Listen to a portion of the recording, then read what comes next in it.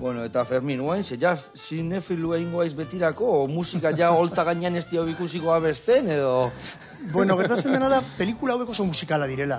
Hemen protagonista bat bezala... Dana lotuekik, ez da? Bai, orduan, ezin dut nik imaginatu zerbait musikari gabe. Orduan, leheno dokumentalak egiten dituenean baita ere, dokumental musikala ziren, eta oraingo pelikula, bidai bat, baina bidai musikala da. Orduan, tokian tokiko musika entzungo dugu, eta azkenean mapa bat osatzen dugu, entzuten dugu musika guztiarekin. Beraz, leheno ipatu dut ere bai Broken Brothers brass bandena, eta justo bideoklip bat atera dugula. Beraiekin batera egin dutelako berzio bat, Nicaragua sandinistaren akortaturekin egin genuen kantu famatu horrena, ez?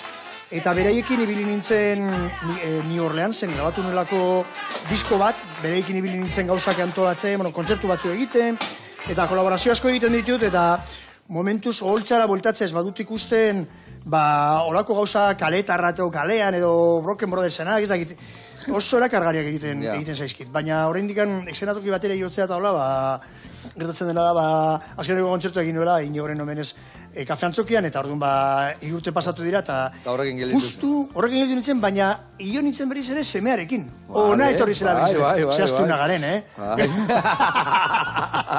Artistak, zehaztuna gara, artistak. Bueno, nahi, etorri zen ona, bera dabil damalarekin. Etorri zen Irunera. Eta Irunen plazan. Eta, venga, atera abestera kien mandaki. Kantori egin genuen elkarrekin, ez nebeltzarekin baita ere. Eta azkenean esan nuen, aterako naiz, eta horren egiten nintzen, eta esan da oso politak izan zen, oso guztia hor, nola baita eraman ninduen, hori haupetan, ez?